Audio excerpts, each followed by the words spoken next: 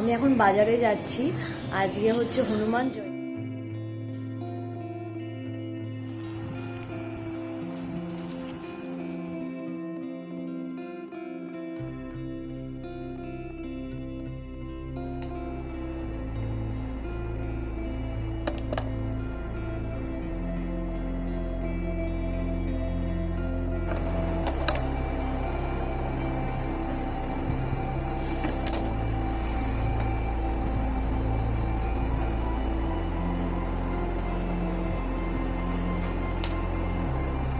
Good morning everyone. তো আমি এখন বাজারে যাচ্ছি। আজকে হচ্ছে হনুমান জয়ন্তী, তো কিছু ফুল নিয়ে আসছি এবং মিষ্টি নিয়ে আসছি পুজো দেবো বলে। তো আমি আমার শাশুড়ি হনুমানজির খুব ভক্ত, তো অনেক বছর ধরেই উনি পুজো করছে, মন্দিরে গিয়েও পুজো করে, আমিও করি ওনার সাথে গিয়ে পুজো। তো এখন আমি সেই জন্যই ফুল টুল নিয়ে আসছি, তো হনুমানজির পুজো দেবো বলে। তো তোমরা আমার সঙ্গে থেকো সারাদিন, প্লিজ ভিডিওটা স্কিপ করো না, ফুল দেখো। বাজার থেকে এসে আমি পুজোটা স্নান করে আগে পুজোটা সারছি। হনুমানজির প্রিয় পছন্দের ফুল হচ্ছে লাল রঙের, তো সেই জন্য লাল জবা দিয়ে হনুমানজিকে পুজো দিতে হয় এবং লাল বেদিতে আমি আসন পেতেছি। আর হনুমানজিকে লাড্ডু দিয়েই পুজো দিতে হয়, তো আমি সমস্ত রকম জিনিস দিয়েই আজকে হনুমানজির পুজোটা দিলাম। আমার শাশুড়ি মা হনুমানজির খুব ভক্ত, তো আমিও হনুমানজির পুজো করি, তো আমার হনুমান চালিসা পুরো মুখস্থ, তো সেটাও আমি পড়ে নিলাম।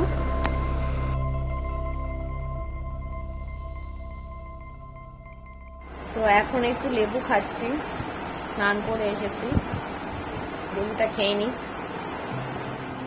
তো এখন এই অর্ডারটা এলো অ্যামাজন থেকে। এটা হচ্ছে কন্ট্যুরিং এবং হাইলাইটার দুটো একসাথেই আছে এর মধ্যে। এটা কোম্পানিটা হচ্ছে সুইস বিউটি কোম্পানি, বেশ ভালো, আমি অনেক বছর ধরে ইউজ করি। তো এই কোম্পানির অনেক প্রোডাক্টসই আমি কিনি। এটা হচ্ছে কন্ট্যুর আর হাইলাইটার, তো এটা হচ্ছে হাইলাইটার আর এটা হচ্ছে কন্ট্যুর, তোমাদেরকে দেখিয়ে দিলাম। তো আমি তোমাদেরকে একটুখানি অ্যাপ্লাই করে দেখাচ্ছি, যদিও আমার মুখে এখন কোনো বেস মেকআপ নেই, তাহলে অনেক ভালোভাবে এটা ফুটতো। তো আমি সিম্পলভাবে তোমাকে দেখাচ্ছি যে আমি কিভাবে এটাকে কন্ট্যুরিং করি আমার ফেসটাকে। আমার ফেসটা ওভাল শেপের আছে, তো আমি সেই অনুযায়ী আর কি এভাবেই আমি কন্ট্যুরিংটা করি। আমি আপাতত একটা বিউটি ব্লেন্ডার দিয়ে তোমাদেরকে এটা করে দেখাচ্ছি। তোমাদের কাছে যদি ফাউন্ডেশন ব্রাশ থাকে বা ছোট ব্লেন্ডিং ব্রাশ থাকে, সেটা দিয়েও তোমরা এটা ব্লেন্ড করতে পারো। তো আমি এখন এটা বিউটি ব্লেন্ডার দিয়ে তোমাদেরকে তাড়াতাড়ির জন্য করে দেখাচ্ছি। সবার ফেস তো ডিফারেন্ট শেপের হয়, তো আমার ফেসটা হচ্ছে ওভাল শেপের। যাদের একটুখানি রাউন্ড শেপের আছে তাদের কন্ট্যুরিংটা অন্যরকম হয়। তোমরা এগুলো টিউটোরিয়াল দেখে নিও কিভাবে করতে হয়। তো নাও ইজ ডান।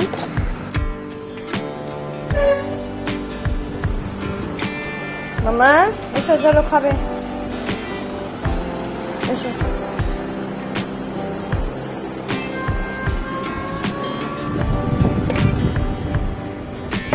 এই নাও খাও, এসো খেয়ে নাও। এখন ইভিনিং টাইম, আকাশে হালকা হালকা মেঘ আছে, একটু বৃষ্টি পড়ছে না, এত গরম পড়েছে, ভালো লাগছে না। এবারে একটাও কালবৈশাখী দেখলাম না হচ্ছে। তো অভি এখন পড়াশোনা করছে, ওর সামনেই এক্সাম আছে। তো আজকে ভাবছি রাত্রিবেলা একটু পিৎজা বানাবো, হেলদি পিৎজা।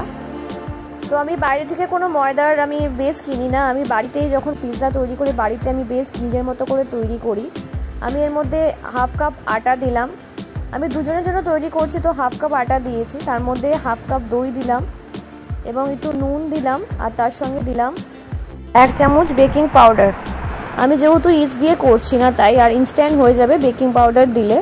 তো এটা হয়ে গেছে, তো আমি এটা রেস্ট করতে দিলাম। আমি এটা পনির পিৎজা বানাচ্ছি, থিন কাজ পিৎজা। তো আমি পনিরটাকে সে অনুযায়ী কেটে নিচ্ছি। আমি খুব হালকা মশলা দিয়ে এটা করব।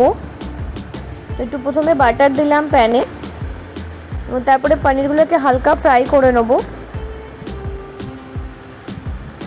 একটু ওর মধ্যে গোলমরিচ ছড়িয়ে দিলাম এবং একটু নুন দিলাম, আর একটু অল্প কাশ্মীরি লঙ্কার গুঁড়ো দিলাম, যে কালারটা ভালো আসে এতে। তার সঙ্গে দিলাম কসুরি মেথি, ব্যাস আর কিছুই এর মধ্যে দেব না। এবার এগুলোকে তুলে নেব এবং সেম ফ্রাই প্যানে আরেকটু অয়েল দিয়ে আমি এই ভেজিটেবলসগুলোকেও আস্তে আস্তে একটুখানি হালকা সটে করে নেব। এগুলো তো একটু নুন দিয়ে দিলাম। এবার আমি আটাটাকে সমানভাবে 4টে টুকরোতে কেটে নেব, যেখানে 4টে হবে।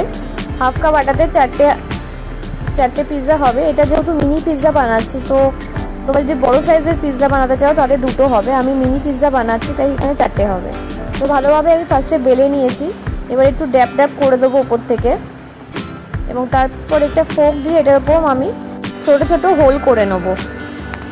তাওয়াটা গরম করে দিয়েছি। তো এবার আমি এর মধ্যে এটা দিয়ে ঢাকা দিয়ে রাখবো 1 মিনিট ধরে। তো একদিকটা আমার হয়ে গেছে, এটাকে নামিয়ে নেব আমি। এবার আমি এর মধ্যে একটুখানি পিৎজা পাস্তা সস দিয়ে দিলাম। তোমাদের কাছে যা সস থাকবে সেটা দিও। এটাকে ভালোভাবে আমি লাগিয়ে দেবো। এরপর আমি পনিরগুলো দিয়ে আমি এটা ডেকোরেশন করছি এবং কিছু ভেজিস যেগুলো আমি করেছি সেটাও দিয়ে দিলাম এবং একটু বয়েলড কর্ন দিয়ে দিলাম এর মধ্যে। আর এটা দিলাম হচ্ছে মজরেলা ডাইস চিজ। এবার ওপর থেকে আমি একটুখানি মিক্সড হার্ব দিয়ে দেবো। তোমরা চাইলে অরিগানোও দিতে পারো, আমি চিলি ফ্লেক্স দিলাম না। এবার এটাকে ঢাকা দিয়ে আরও 10 মিনিট আমি এটা হতে দেবো।